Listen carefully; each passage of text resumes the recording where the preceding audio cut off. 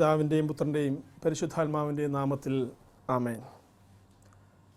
സ്നേഹമുള്ള ശാലോം പ്രേക്ഷകരെ, ഈശോയുടെ നാമത്തിൽ ഏവരെയും വചന ശുശ്രൂഷയിലേക്ക് ഹാർദവമായി സ്വാഗതം ചെയ്യുന്നു. വിശുദ്ധ ബൈബിൾ ദൈവം മനുഷ്യനു വേണ്ടി രചിച്ച സ്നേഹഗാഥയാണ്. സ്നേഹത്തോടെ ദൈവം നമ്മെ സൃഷ്ടിക്കുന്നു, സ്നേഹത്തോടെ ദൈവം നമ്മെ പരിപാലിക്കുന്നു, സ്നേഹത്തോടെ നമ്മുടെ വീഴ്ചകളിൽ അവിടുന്ന് നമ്മെ താങ്ങുന്നു.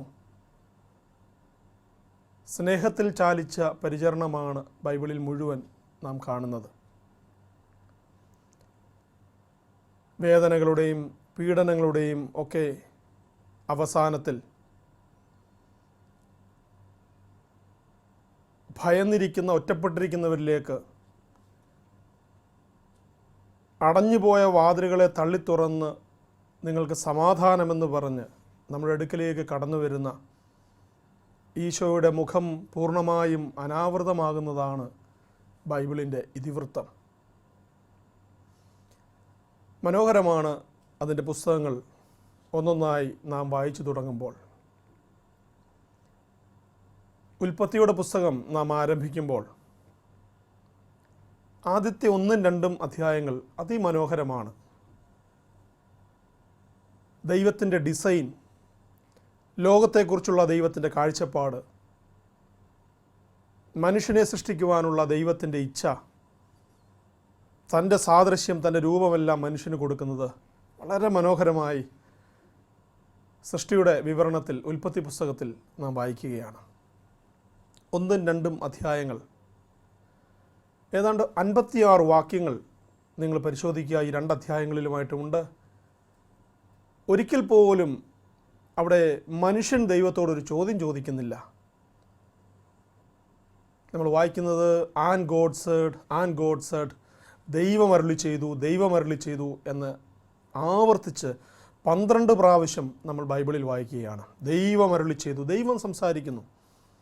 10 പ്രാവശ്യം ദൈവം അരുളി ചെയ്തുവെന്നും, 1 പ്രാവശ്യം ദൈവം അനുഗ്രഹിച്ചുകൊണ്ട് അരുളി ചെയ്തുവെന്നും, 1 പ്രാവശ്യം ദൈവം കൽപ്പനയിലൂടെ അരുളി ചെയ്യുന്നതും വായിക്കുകയാണ്.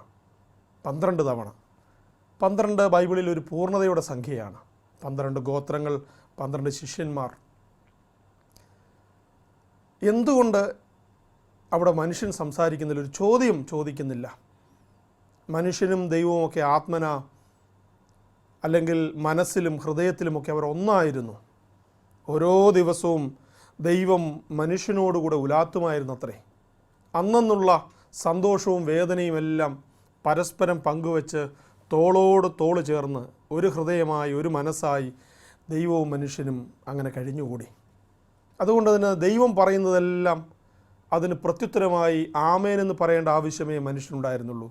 മനുഷ്യൻ എന്തൊക്കെ അവൻ്റെ ഉള്ളിൽ ആഗ്രഹിച്ചോ, ആഗ്രഹം പറയുന്നതിന് മുമ്പ് തന്നെ അത് മനസ്സിലാക്കുന്ന ഒരു ദൈവം അവരുടെ മുൻപിലുണ്ടായിരുന്നു. അതുകൊണ്ട് ചോദ്യങ്ങളുടെ ഒന്നും ആവശ്യമില്ല.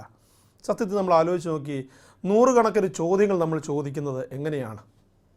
ഒന്നുകിൽ നമ്മളുടേതായ മാനുഷിക ബുദ്ധിയിൽ, അല്ലെങ്കിൽ നമുക്ക് മറ്റൊരാളോടുള്ള സംശയത്തിൽ, അകൽച്ചയിലൊക്കെയാണ് കൂടുതൽ. നാം മനസ്സിലാകാതെ വരുമ്പോഴാണ് ചോദ്യങ്ങൾ ഉയരുന്നത്. ഏത് കാര്യത്തെക്കുറിച്ച് നിങ്ങൾ ചിന്തിച്ച് നോക്കിയോ? നമുക്ക് മനസ്സിലാകാതെ വരുമ്പോഴാണ്, നമുക്ക് അകൽച്ച കൂടുമ്പോഴാണ് ചോദ്യങ്ങൾ ഉയരുന്നത്. എന്നാൽ ആത്മാവിലും മനസ്സിലുമൊക്കെ ഇഴുകിച്ചേർന്ന് മനുഷ്യൻ ദൈവമൊക്കെ വസിച്ച ബൈബിളിലെ 1-2 അധ്യായങ്ങളിൽ ഒരു ചോദ്യം പോലും മനുഷ്യൻ ദൈവത്തോട് ചോദിക്കേണ്ടി വരുന്നില്ല. അങ്ങനെ തന്നെ ഏകമനസ്സോടെ അവർ കഴിഞ്ഞുകൂടുകയാണ്. എന്നാൽ 3-ാം അധ്യായം ആരംഭിക്കുമ്പോൾ പിക്ചർ പാടെ മാറുകയാണ്.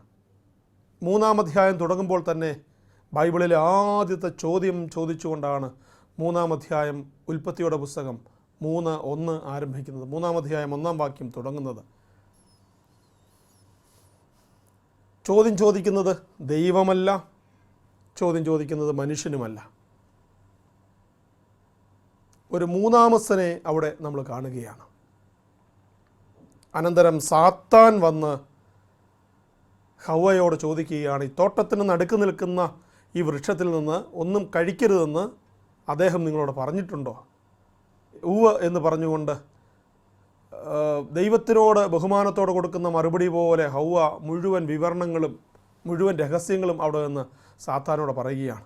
ബാക്കിയെല്ലാം കഴിക്കാൻ ഞങ്ങൾക്ക് അനുവാദമുണ്ട്, ഈ നടുക്ക് നിൽക്കുന്നതിൽ തുടരുമെന്ന് ഞങ്ങളോട് പറഞ്ഞിട്ടുണ്ട്. പ്രിയ സഹോദരങ്ങളെ, ഒരിക്കലും നമ്മുടെ ദൈവീക രഹസ്യങ്ങൾ നാം മറ്റാർക്കും വെളിപ്പെടുത്തരുത്. ആർക്കും വെളിപ്പെടുത്താൻ പാടില്ലാത്ത വിധത്തിൽ ദൈവീക രഹസ്യങ്ങൾ ദൈവം നമുക്ക് തരാറുണ്ട്. അത് ലോകത്തോടോ സാത്താനോടോ വിളിച്ചു പറഞ്ഞാൽ അവർക്ക് മനസ്സിലാകണമെന്നില്ല. അത് ഗുണത്തേക്കാൾ ഉപരി അത് ദോഷത്തിലേക്ക് ഒരുപക്ഷെ കൊണ്ടുപോയി എന്നിരിക്കാം. എത്ര അനുസരണയോടെയാണ് ഹൗവ സാത്താൻ്റെ ചോദ്യത്തിന് ഉത്തരം പറയുന്നത്. സാത്താനിലുള്ള അവളുടെ വിശ്വാസം നോക്കിക്കേ, എത്ര അനുസരണത്തോടെ ആഴത്തിൽ അവൾ ഇത് മുഴുവൻ മനസ്സ് പങ്കുവയ്ക്കുകയാണ്. ദൈവം തനിക്ക് തന്ന ദൈവിക രഹസ്യങ്ങളെ അവൾ പകർന്നു കൊടുക്കുക, സാത്താന് ഒരവസരം കൊടുക്കുകയാണ്. ബൈബിൾ പറയുന്ന കാര്യം നമ്മൾ ഓർക്കണം, സാത്താന് നിങ്ങൾ അവസരം കൊടുക്കരുത്. ഓരോ തളർച്ചയുടെയും ഓരോ തകർച്ചയുടെയും ആണിക്കല്ല് തപ്പിപ്പോയാൽ നമുക്കറിയാം, എപ്പോഴോ നമ്മളൊരു ചാൻസ് സൈറ്റിന് കൊടുത്തപ്പോഴാണ് പിശാച്, ശത്രു നമ്മിലേക്ക് കയറിയത്. നമ്മൾ തന്നെ തുറന്നിട്ട വാതിലിൽ കൂടിയാണ് നമ്മുടെ ശരീരത്തിലേക്ക്, നമ്മുടെ ഹൃദയത്തിലേക്ക്, നമ്മുടെ ജീവിതത്തിലേക്ക് പിശാച് കയറി വന്നത്. നമ്മുടെ അനുവാദമില്ലാതെയല്ല. ഒരു ചോദ്യത്തിന് മുമ്പിൽ നമ്മൾ നിന്നു കൊടുക്കുമ്പോൾ, പിശാചിൻ്റെ ഒരു ചോദ്യത്തിന് നമ്മൾ നിന്നു കൊടുക്കുമ്പോൾ നമ്മൾ മനസ്സിലാക്കണം, വേറെ 4 ചോദ്യങ്ങൾക്ക് നമ്മൾ ഉത്തരം കൊടുക്കേണ്ടി വരും. അല്ലെങ്കിൽ അതിനുശേഷം നമ്മൾ ഫേസ് ചെയ്യാൻ പോകുന്നത് 4 ചോദ്യങ്ങളെയാണ്. ചുരുക്കത്തിൽ ഇത്രയേ ഉള്ളൂ, 4 ഇരട്ടി വില നമ്മളതിന് കൊടുക്കേണ്ടി വരും. മറന്നു പോകരുത്. എപ്പോഴൊക്കെ നമ്മൾ ദൈവത്തെ മറന്നു പോകുന്നു, ദൈവത്തെ മറുതലിക്കുന്നു, ദൈവം പറഞ്ഞതിനെ നമ്മൾ മറികടക്കുന്നു, അപ്പോൾ ഓർക്കണം, അതിൻ്റെ വില 4 ഇരട്ടിയാണ്. You have to pay 4 times. 4 തവണ നീ അത് മടക്കി കൊടുക്കേണ്ടി വരും എന്നുള്ളത് മറന്നു പോകരുത്. ഞാനിത് വെറുതെ പറയുന്നതല്ല, കണക്കുകളുടെ അടിസ്ഥാനത്തിലാണ് പറയുന്നത്. വേദനയോടെ അതിനുശേഷം വരുന്ന ദൈവം 4 ചോദ്യങ്ങളാണ് പിന്നീട് മനുഷ്യനോട് ചോദിക്കുന്നത്. മനുഷ്യൻ്റെ അടുക്കലേക്ക് മടങ്ങി വന്ന് ദൈവം ചോദിക്കുന്നുണ്ട്, ആദം നീ എവിടെയാണ്? ആദ്യത്തെ ചോദ്യമാണ്. ഈ ലോകത്തിൽ ഇങ്ങനെ വിളറി പിടിച്ച് നടക്കുമ്പോൾ എന്നോടും നിങ്ങളോടുമൊക്കെ ദൈവം ഇടയ്ക്കിടയ്ക്ക് വന്ന് ഈ ചോദ്യം ചോദിക്കാറുണ്ട്. എൻ്റെ മകനെ, നിന്നെ കാണാനില്ലല്ലോ, നീ ഇപ്പോൾ എവിടെയാണ്? നിന്നെ പള്ളിയിൽ കാണുന്നില്ല, പ്രാർത്ഥനയിൽ കാണുന്നില്ല, കുടുംബ പ്രാർത്ഥനയിൽ കാണുന്നില്ല, നിൻ്റെ പേഴ്സണൽ പ്രയറിൽ നിന്നെ ഞാൻ കാണുന്നില്ല, നീ എവിടെയാണ്? നമ്മളിങ്ങനെ തിരക്ക് പിടിച്ച് നടക്കുകയാണ്. ഈ തിരക്കിനിടയിൽ ഫേസ്ബുക്കും വാട്സാപ്പും ഒക്കെ ഒന്ന് ഓടിച്ചിട്ട് നോക്കി നമ്മളിങ്ങനെ പതറി നടക്കുക. ജീവിതത്തിൽ എവിടേക്കാണ് പോകുന്നത് നമുക്ക് പോലും അറിയില്ല. ദൈവം ചോദ്യങ്ങൾ നമ്മോട് ആവർത്തിക്കുന്നു, എൻ്റെ മകനെ, എൻ്റെ മകളെ, നീ എവിടെയാണ്? രണ്ടാമത്തെ ചോദ്യം, നീ നഗ്നനാണെന്ന് നിന്നോട് ആര് പറഞ്ഞു? വളരെ വേദനയോടെയാണ് നമ്മൾ ഈ ചോദ്യമൊക്കെ കാണുന്നത്. മൂന്നാമത് വീണ്ടും അടുത്ത ചോദ്യം വരികയാണ്, തിന്നരുതെന്ന് ഞാൻ പറഞ്ഞത് വല്ലതും നീ തിന്നോ? അരുതെന്ന് ഞാൻ പറഞ്ഞത് വല്ലതും നീ ചെയ്തോ മോനെ? എന്താണ് നിൻ്റെ ഈ ഒളിച്ചുകളി? നിന്നെ ഇപ്പോൾ കാണാനില്ലാത്ത എന്തുകൊണ്ടാണ്? എൻ്റെ മുഖത്തേക്ക് നീ നോക്കാത്തത്, എൻ്റെ ആലയത്തിലേക്ക് നീ വരാത്തത്, വിശുദ്ധ ഗ്രന്ഥം നീ തുറക്കാത്തത്, നീ എന്നിൽ നിന്ന് മറഞ്ഞു നടക്കുന്നത് എന്തുകൊണ്ടാണ്? ഞാൻ അരുതെന്ന് പറഞ്ഞത് വല്ലതും നീ ചെയ്തിട്ടുണ്ടോ? നാലാമത്തെ ചോദ്യമാണ് ഹൃദയഭേദകം. മനുഷ്യൻ്റെ അസ്ഥിയിൽ നിന്നും, മനുഷ്യൻ്റെ മാംസത്തിൽ നിന്നും ദൈവം ഉരുവാക്കിയ സ്ത്രീയോട് ഹൃദയം പൊട്ടി ദൈവം ചോദിക്കുകയാണ്. നാലാമത്തെ ചോദ്യം ദൈവം ചോദിക്കുകയാണ്, സ്ത്രീയെ നീ എന്താണ് ഈ ചെയ്തത്?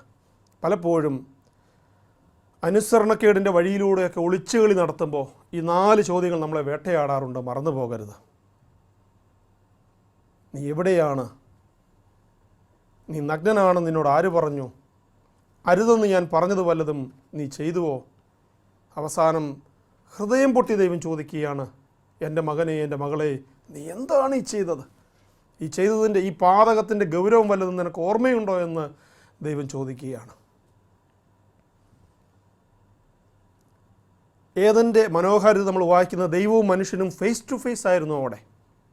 ഒരു ഘട്ടത്തിൽ നിങ്ങൾ ആലോചിച്ച് നോക്കി, എന്തോരം പ്രാർത്ഥിച്ചു. ആ പ്രാർത്ഥനയ്ക്കൊക്കെ പ്രാർത്ഥിച്ച് തീരും മുമ്പ് മറുപടി തന്നൊരു ദൈവം നമ്മുടെ കൂടെ ഉണ്ടായിരുന്നു. ധ്യാനമൊക്കെ കൂടി വിശുദ്ധ കുർബാനയിലൊക്കെ പങ്കെടുക്കുമ്പോൾ നമ്മുടെ വിശ്വാസം വർദ്ധിച്ചു. നമ്മൾ തന്നെ വരദാന ഫലങ്ങളിൽ നിറഞ്ഞു. സമയങ്ങളിലൊക്കെ നമ്മൾ പ്രാർത്ഥിച്ചപ്പോൾ ദൈവം ആ പ്രാർത്ഥന തീരുന്നതിന് മുമ്പ് തന്നെ നമുക്ക് വേണ്ടിയും മറ്റുള്ളവർക്ക് വേണ്ടിയും നമ്മുടെ പ്രാർത്ഥനയ്ക്ക് ദൈവം മറുപടി തന്നിട്ടില്ലേ, അനുഗ്രഹിച്ചിട്ടില്ലേ അത്രയധികമായി. എന്നാൽ ഇന്ന് നീ എവിടെ നിൽക്കുന്നു? മനുഷ്യനും ദൈവം തോളോട് തോൾ ചേരുമ്പോഴൊക്കെ ഭൂമിയിൽ വലിയ അതിശയങ്ങൾ നടന്നിട്ടുണ്ട്, വലിയ അത്ഭുതങ്ങൾ നടന്നിട്ടുണ്ട്, വലിയ മാനസാന്തരങ്ങൾ ഈ ഭൂമിയിൽ നടന്നിട്ടുണ്ട്. പക്ഷേ എപ്പോഴോ നമ്മൾ വഴിതെറ്റിപ്പോവുകയാണ്, ദൈവത്തെ പോലും സംശയിക്കുകയാണ്. ദൈവത്തിൻ്റെ മുമ്പിൽ നിൽക്കാൻ നമുക്ക് സമയമില്ല. മറ്റു മനുഷ്യരുടെ മുമ്പിൽ പോയി നിൽക്കാൻ, ലോകത്തിന് മുമ്പിൽ പോയി നിൽക്കാൻ നമുക്ക് സമയമുണ്ട്. ഹവ്വയെ പോലെ സാത്താനോട് എല്ലാ രഹസ്യവും വിളിച്ചു പറയാൻ നമുക്കൊരു മടിയുമില്ല. എന്നാൽ ദൈവത്തോട് ഹൃദയം തുറന്ന് സംസാരിക്കാൻ നമുക്കാവുന്നില്ല. ദൈവം ആവർത്തിക്കുകയാണ്, നീ എവിടെയാണ്? പിന്നീട് ഒരിക്കലും ആദം ദൈവത്തെ കണ്ടിട്ടില്ല. എല്ലാ ദിവസവും ദൈവത്തെ കണ്ടുകൊണ്ടിരുന്ന ഏദൻ്റെ അനുഭവത്തിൽ നിന്ന് ആദം വിച്ഛേദിക്കപ്പെടുകയാണ്. നിങ്ങൾക്ക് ഈ തേജസ്സിൽ നിൽക്കാനുള്ള യോഗ്യത നിങ്ങൾക്ക് നഷ്ടപ്പെടുത്തിയിരിക്കുന്നു, നിങ്ങൾ തന്നെ അത് വരുത്തി വെച്ചതാണെന്ന് പറഞ്ഞ് ദൈവം അവരെ ഓടിച്ചു കളയുകയാണ്. പിന്നീട് ഒരിക്കലും ആദം ദൈവത്തെ കണ്ടിട്ടില്ല. ഞാൻ പറയുന്നത് ശ്രദ്ധിച്ച് കേൾക്കണം. പിന്നീട് ഒരിക്കലും ആദത്തിന് മക്കളുണ്ടായിട്ടില്ലെന്നല്ല ഞാൻ പറഞ്ഞത്. പിന്നീട് ഒരിക്കലും ആദം പട്ടിണി കിടന്ന് മരിച്ചു എന്നല്ല ഞാൻ പറഞ്ഞത്. പിന്നീട് ഒരിക്കലും ആദം ദൈവത്തെ കണ്ടിട്ടില്ല. എന്നും തൻ്റെ കൺമുമ്പിലുണ്ടായിരുന്ന ദൈവം ഇന്ന് ആദത്തിൽ നിന്ന് മറഞ്ഞിരിക്കുന്നു. ആദത്തെ നിങ്ങൾ വിട്ടേക്കുക. നിങ്ങളെക്കുറിച്ചും എന്നെക്കുറിച്ചുമാണ് ഈ വചനമെന്ന് നിങ്ങൾ ഓർത്തുകൊള്ളുക. ദൈവത്തെ സംശയിച്ച നാളുകളിൽ, ദൈവത്തിന് എതിരെ തിരിഞ്ഞ നാളുകളിൽ നമുക്ക് സംഭവിച്ചത് ഇതുതന്നെയാണ് പ്രിയപ്പെട്ടവരെ. പിന്നീട് ദൈവസ്വരം കേൾക്കാൻ നമുക്ക് കഴിയാതെ പോകുന്നു. പിന്നീട് വചനം നമ്മിൽ മാംസം ധരിക്കാതെ പോകുന്നു. പിന്നീട് കർത്താവിനെ കണ്ടുകൊണ്ടിരുന്ന കർത്താവ് പ്രവർത്തിച്ച കരങ്ങൾ നമുക്ക് അന്യമായി പോകുന്നത് പോലെ നാം ഫീൽ ചെയ്യുന്നു. നമുക്കത് അനുഭവഭേദ്യമാകുന്നത് സത്യമാണ്. ഇന്നും ദൈവം ആവർത്തിക്കുകയാണ്, എൻ്റെ മകനെ, എൻ്റെ മകളെ, നീ എന്താണ് എന്നോട് ചെയ്തുകൊണ്ടിരിക്കുന്നത്? What are you doing still? നീ ഇപ്പോഴും എന്താണ് എന്നോട് ചെയ്തുകൊണ്ടിരിക്കുന്നത്? ഞാൻ പറഞ്ഞു വരുന്നത് വിശുദ്ധ മത്തായിയുടെ സുവിശേഷം 5-ാം അധ്യായത്തിൻ്റെ 8-ാം വാക്യമാണ്. ഗിരിപ്രഭാഷണത്തിൽ കർത്താവ് നൽകുന്ന ദ ബിയാറ്റിറ്റ്യൂഡ്സ്, 8 സൗഭാഗ്യങ്ങളെക്കുറിച്ച്, അഷ്ടഭാഗ്യങ്ങളെക്കുറിച്ച് ഈശോ പ്രസംഗിക്കുകയാണ്.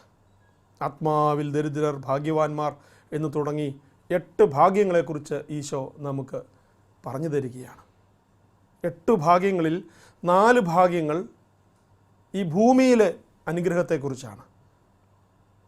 4 ഭാഗ്യങ്ങൾ സ്വർഗീയ അനുഗ്രഹത്തെക്കുറിച്ചുള്ളതാണ്. നിങ്ങളൊന്നുപോലെ ഭൂമിയിലും സ്വർഗത്തിലും അനുഗ്രഹിക്കപ്പെട്ടവരായിത്തീരുമെന്ന് ഈശോ നമ്മെക്കുറിച്ച് പറയുകയാണ്.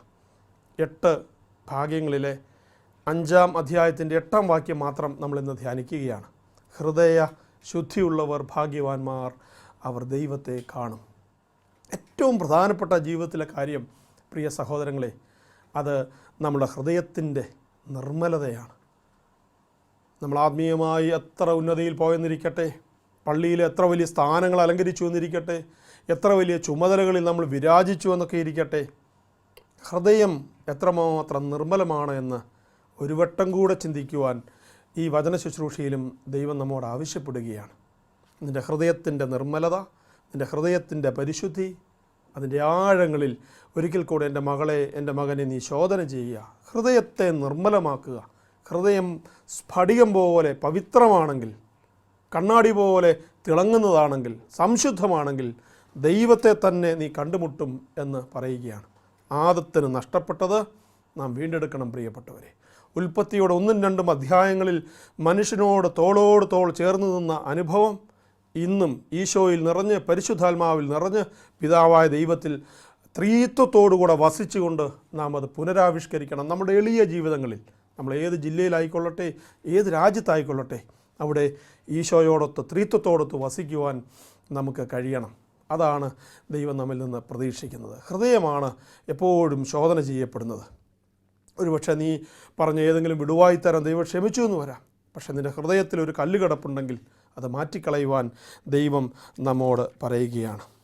34-ാം സങ്കീർത്തനം 18-ാം വചനം നമ്മെ ഓർമ്മിപ്പിക്കുന്നത്, ഹൃദയം നുറുങ്ങിയവർക്ക് കർത്താവ് സമീപസ്ഥനാണ്, മനമുരുകിയവരെ അവിടുന്ന് രക്ഷിക്കുന്നു എന്ന് പറയുന്നു.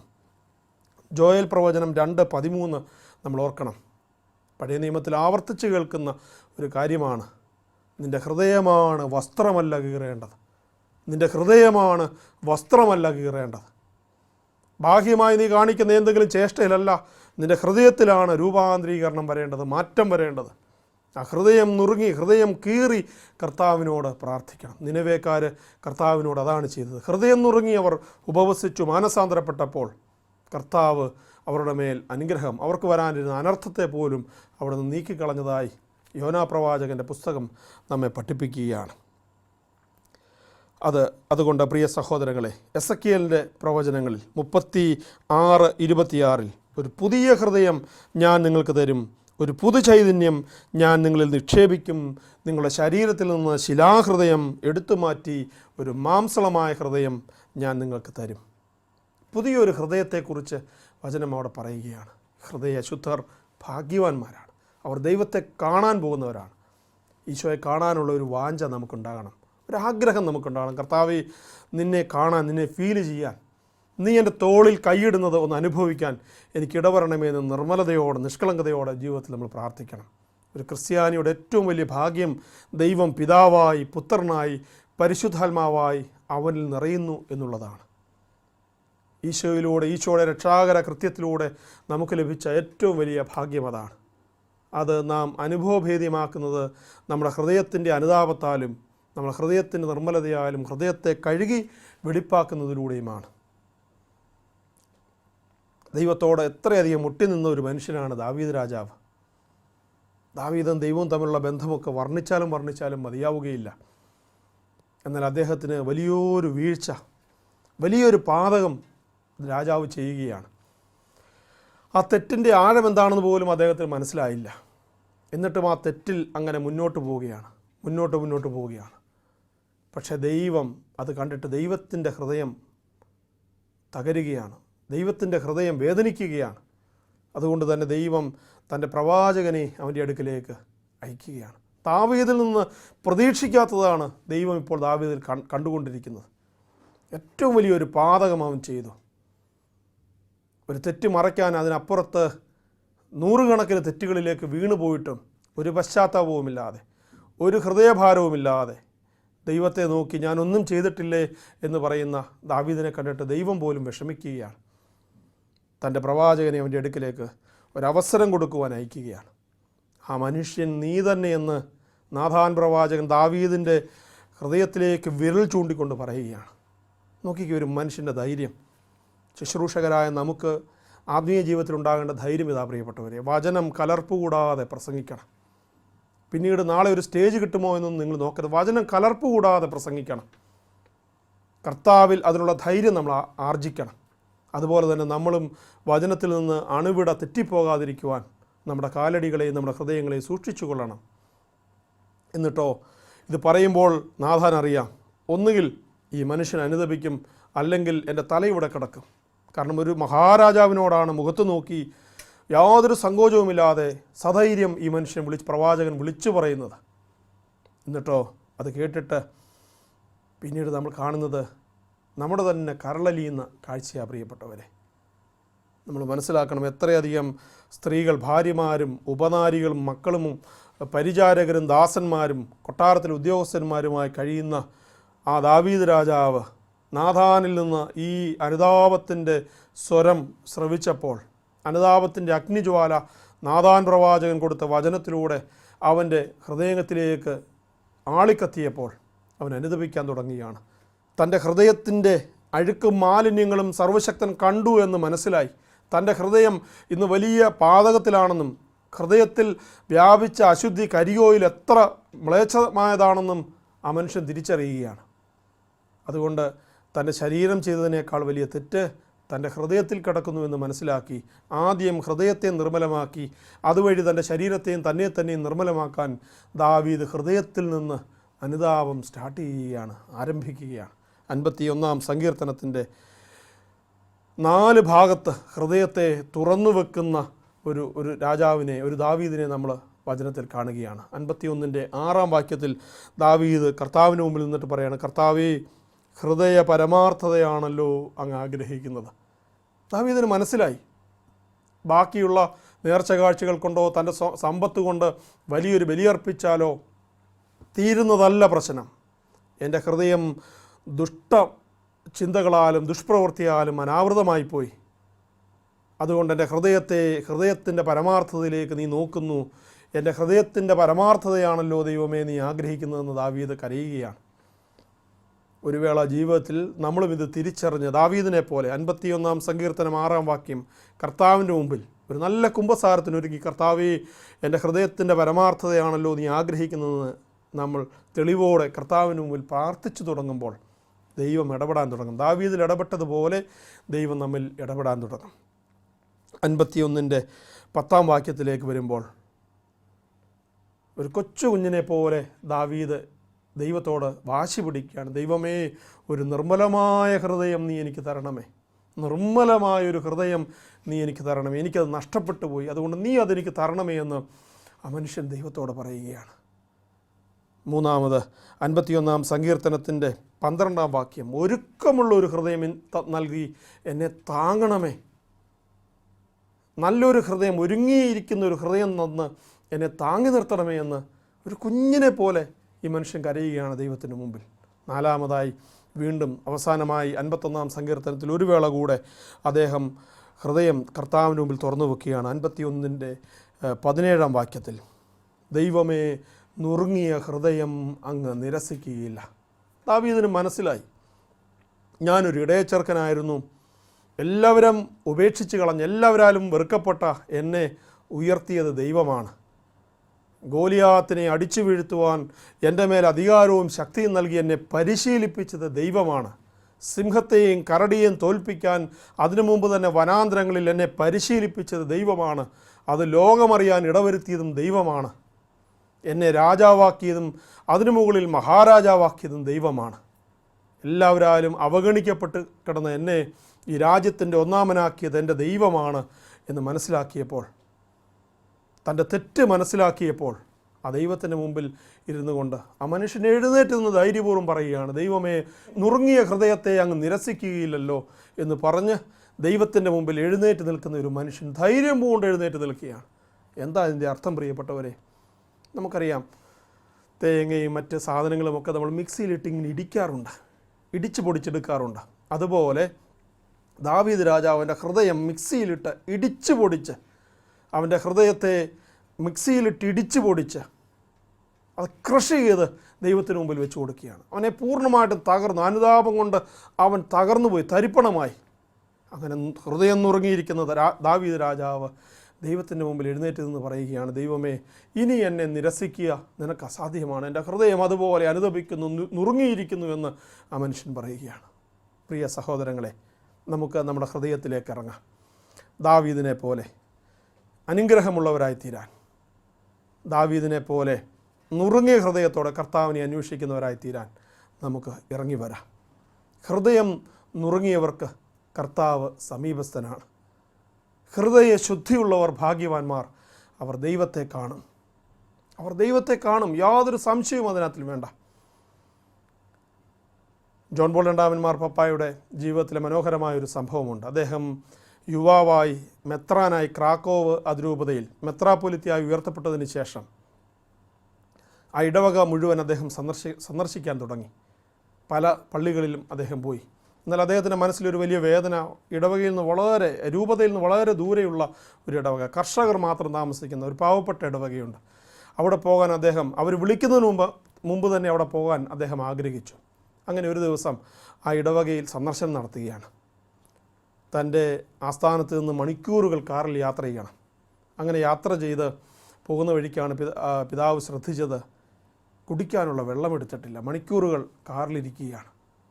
അദ്ദേഹം ഉണങ്ങി തൊണ്ട വരണ്ട് ഡ്രൈവറോട് ആവശ്യപ്പെടുകയാണ്, എവിടെയെങ്കിലും എൻ്റെ കുഞ്ഞിനെ നിർത്തണം, എനിക്ക് വെള്ളം കുടിക്കണം. വഴിയിലെങ്ങും ഒരു കട പോലുമില്ല. അങ്ങനെ വീണ്ടും യാത്ര തുടരുമ്പോൾ മുമ്പിലെവിടെയോ ഒരു ഫാം ഹൗസ് പോലെ ഒരു വിളഭൂമിയുടെ നടുവിൽ ഒരു ചെറിയ വീട് കാണുകയാണ്. അങ്ങനെ ഡ്രൈവർ അവിടേക്ക് പോയി ആ വീടിൻ്റെ മുമ്പിൽ വണ്ടി നിർത്തി.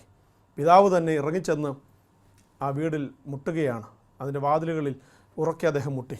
കുറേ സമയത്തേക്ക് ആരും വരുന്നില്ല. വീണ്ടും അദ്ദേഹം ചോദിക്കുക, ആരും ഇവിടെ ഇല്ലേ? ഉള്ളിലൊരനക്കം കേട്ടു. അങ്ങനെ കാത്തു നിൽക്കുമ്പോൾ വൃദ്ധയായൊരു സ്ത്രീ, നന്നായിട്ട് കണ്ണ് കാണുന്നില്ല, നേരെ നിൽക്കാൻ വയ്യ, കട്ടിലിൽ കിടക്കുന്ന ഒരു പ്രായമുള്ള ഒരു അമ്മച്ചിയാണ് ഇറങ്ങി വന്നു. അവർക്കൊന്നും മനസ്സിലായില്ല. അപ്പോൾ കണ്ട മാത്രമേ ചോദിച്ചു, ഞങ്ങൾ അല്പം വെള്ളം കുടിക്കാൻ കയറിയതാണ്, ഞങ്ങൾ വഴിയാത്രക്കാരാണ്. അമ്മച്ചി പറഞ്ഞു, അടുക്കളയിൽ കിച്ചണിൽ വെള്ളമുണ്ട്, അത് എടുത്ത് കുടിക്കാമോ എന്ന് ചോദിച്ചു. അമ്മച്ചിയുടെ ഈ അവശത കണ്ടിട്ട് പിതാവിന് മനസ്സിലായി. ഉള്ളിൽ കയറി വെള്ളം കുടിച്ച് കുപ്പിയിൽ കുടിക്കാനുള്ള വെള്ളം നിറച്ചു. അതിനുശേഷം ഈ അമ്മച്ചിയോട് ചോദിക്കുക, ഇത്രയും പ്രായമായ അമ്മച്ചിയുടെ അടുക്കൽ ആരുമില്ലേ? നമുക്കറിയാം, നന്നേ ചെറുപ്പത്തിലെ അമ്മ നഷ്ടപ്പെട്ട പിതാവാണ്. അദ്ദേഹം പല സ്ഥലങ്ങളിൽ പറയുന്നുണ്ട്, പല ജീവിതത്തിൻ്റെ പല ഘട്ടങ്ങളിലും സ്വന്തം അമ്മയെ കണ്ടതുപോലെ കർത്താവ് പല അവസരങ്ങളിലും ഇങ്ങനെയുള്ള ചാൻസുകൾ അദ്ദേഹത്തിന് കൊടുത്തത് അദ്ദേഹം തൻ്റെ പുസ്തകങ്ങളിലൊക്കെ വർണ്ണിക്കുന്നുണ്ട്. അങ്ങനെ തൻ്റെ സ്വന്തം അമ്മയെ കണ്ട ഒരു ഫീലിംഗ് അദ്ദേഹത്തിന് തോന്നുകയാണ്. അപ്പോൾ അദ്ദേഹം പറഞ്ഞു, അദ്ദേഹത്തോട് അമ്മ പറയുകയാണ്, ഈ അമ്മച്ചി പറയുകയാണ്, എൻ്റെ ഈ ഇടവകയിൽ ഇവിടെ അടുത്തൊരു പള്ളിയുണ്ട്, എൻ്റെ ഇടവക പള്ളിയാണ്. അവിടെ ഇപ്പോൾ എൻ്റെ രൂപതയുടെ പുതിയ മെത്രാച്ചൻ വരികയാണ്. ഏതെങ്കിലും ഒരു കുഞ്ഞെൻ്റെ കൂടെ കൂട്ടിയിരിക്കുന്നതാണ്, പക്ഷേ നല്ല അഭിഷേകമുള്ള ഒരു മെത്രാനാണ്. അദ്ദേഹത്തെ കാണണമെന്ന് എല്ലാവർക്കും കൊതി. അതുകൊണ്ട് എല്ലാവരും എന്നോട് എക്സ്ക്യൂസ് പറഞ്ഞു പോയി. എല്ലാവരും പള്ളിയിൽ പോവുകയല്ലേ, എനിക്ക് പോകാൻ പറ്റിയില്ല. അതിനു വേണ്ടി എനിക്കായി ഒരാളെ കൂടെ നഷ്ടപ്പെടുത്തരുതെന്ന് കരുതി അവസാനത്തെ ആളോട് ഞാൻ പോകാൻ പറഞ്ഞു. ഞാൻ ഈ വീട്ടിൽ ഒറ്റയ്ക്കിരിക്കുകയാണ്. 2 കൈകളും എടുത്ത് നിറഞ്ഞ കണ്ണുകളോടെ ഈ അമ്മയുടെ കൈകളെടുത്ത് പിതാവ് തൻ്റെ ശിരസിൽ വെക്കുന്നുണ്ട്. പ്രിയ സഹോദരങ്ങളെ, എന്നിട്ട് പറയുന്നുണ്ട്, അവർ കാണാൻ പോയ ഈ മെത്രാനെ ദൈവം അമ്മയുടെ മുമ്പിൽ ഇതാ കൊണ്ടുവന്ന് നിർത്തിയിരിക്കുന്നു. ഇതാണ് ദൈവത്തിൻ്റെ പ്രവൃത്തി. ഹൃദയശുദ്ധി ഉള്ളവർ ഭാഗ്യവാന്മാരാണ്, അവർ ദൈവത്തെ കാണും. വളരെ സത്യമാണ് പ്രിയപ്പെട്ടവരെ. ഹൃദയത്തിൻ്റെ നിർമ്മലതയിൽ ദൈവം അതിശയങ്ങൾ നമ്മുടെ ജീവിതത്തിൽ, നമ്മൾ കണ്ടിട്ടില്ലാത്ത വിസ്മയകരമായ കാര്യങ്ങളിലേക്ക് സർവശക്തൻ നമ്മളെ കൊണ്ടുപോകും. ദൈവം നമ്മെ അനുഗ്രഹിക്കട്ടെ. ഗിരിപ്രഭാഷണത്തിൽ അവിടുന്ന് നമ്മോട് പറയുന്നത്, കർത്താവിനെ കണ്ട് സായുജ്യമടയാനുള്ള ഭാഗ്യം എനിക്കും നിങ്ങൾക്കും സർവശക്തൻ തരട്ടെ. നമുക്ക് പ്രാർത്ഥിക്കാം. സർവശക്തനായ ദൈവമേ, ഹൃദയത്തെ നിർമ്മലമാക്കണമേ. ഞങ്ങളുടെ വസ്ത്രമല്ല, ഹൃദയം കീറാൻ ഞങ്ങളെ പഠിപ്പിക്കണമേ. ഹൃദയപരമാർത്ഥതയോടെ നിൻ്റെ മുമ്പിൽ വരാൻ ഞങ്ങളെ വിളിക്കണമേ.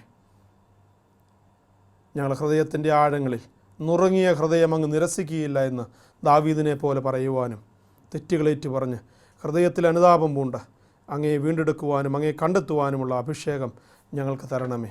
അങ്ങേ അന്വേഷിച്ച് യാത്ര ചെയ്യാൻ ഞങ്ങളെ അനുഗ്രഹിക്കണമേ. പിതാവും പുത്രനും പരിശുദ്ധാത്മാവുമായ സർവേശ്വര എന്നേക്കും ആമേൻ.